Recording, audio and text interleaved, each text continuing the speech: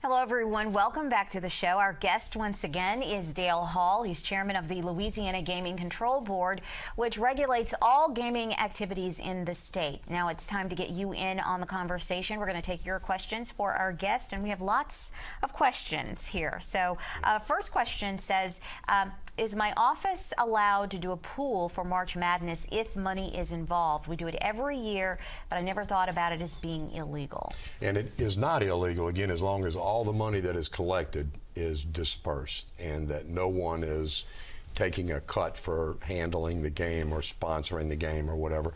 But as long as all the money that is bet is paid out, then there's nothing illegal about that, whether it's done as an office pool or even in a bar. Okay, all right.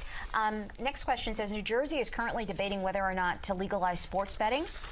Will Louisiana ever consider doing this? What are the pros and cons? Well, Louisiana seems to be a fairly conservative state, and one of the things that I have witnessed in my tenure is that anything that is perceived to be an expansion of gaming has not been well received in this state. And currently, I would say in the atmosphere currently is no, it would not be, because I don't believe that the legislature would really entertain an expansion of gaming beyond where it is right now at this point. Are you surprised by that, the fact that people don't really seem to want the expansion, but so many people seem to enjoy it? Well, there is a dichotomy there that I don't know really that I can understand. I know one of the problems is, Louisiana is not a very rich state, and that goes to its citizenry as well. And when you talk about the negative side of gaming, there are people who have issues or problems with gaming from an addiction standpoint. It does seem to, there are families who are destroyed by, by gaming. Yeah. So, just briefly, and that's not your area of expertise, but I've seen and I've read about studies that point to the lower socioeconomic areas of cities and towns where casinos and even scratch lotto things, where local groceries see a decrease in the money spent on bread, milk, eggs, food staples, where local casinos see an increase. So families feed their children less of the foods they need to grow strong and be healthy and fight off disease, while local gaming outfits reap the income. So it's a. There is a balance. There's a societal balance there, and one thing that I don't believe anybody wants to see is someone who cannot afford to game, spending money that will go to feed their family or otherwise. Provide for their loved ones being spent in a manner that was imprudent. Yeah. You probably saw as a state trooper, or heard the stories where often when there's a child who is left abandoned in a car in the heat, it's parked outside of a casino. Right. That's heartbreaking. It really is. Yeah, it is. It is. But with all of your years of experience, both on the board and as a state police trooper, when you look at the different kinds of gaming, you've come away with some conclusions about what tends to be the most addictive, right? Well, I believe there have been studies that have shown that video poker really is more addictive than other forms of gaming.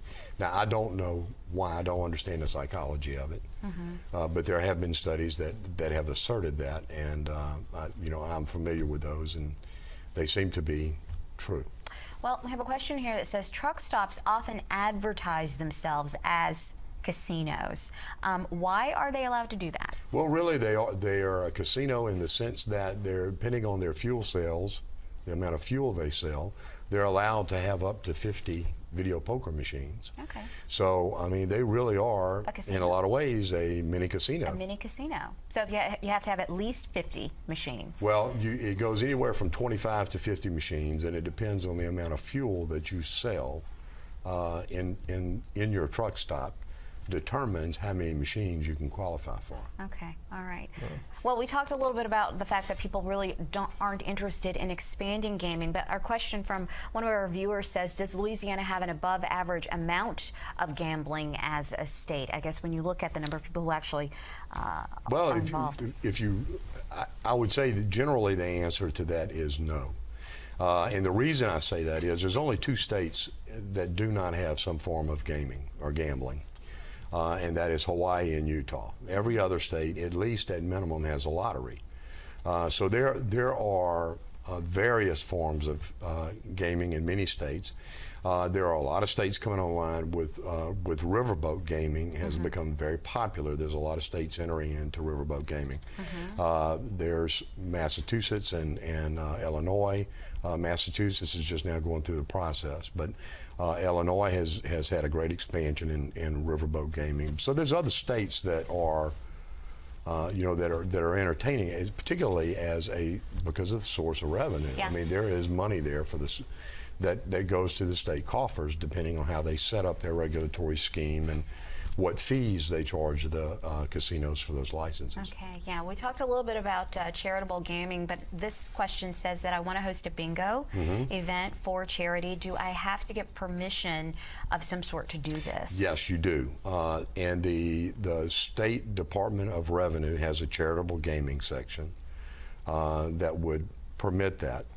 And when I say permit that, they'll issue you a permit to be able to do that.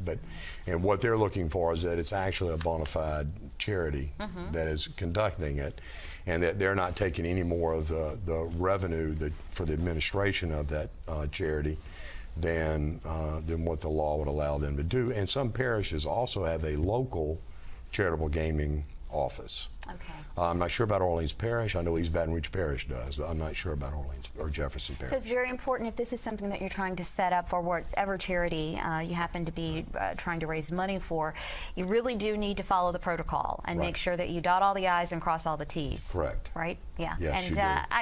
Are there other problems or misconceptions when it comes to setting up these charitable gaming? Well, I mean, just a lot of people think that I can print my own tickets and just have charities because my friend's house burned down or for whatever reason. And though it may be legitimate to you as a reason to want to provide some charity to that person because of some devastation in their life, there's a legal way to go about doing that, and because there are people who will take advantage of others, and they could just contact the Department of Revenue. Department of Revenue. Louisiana Department of Revenue. Correct.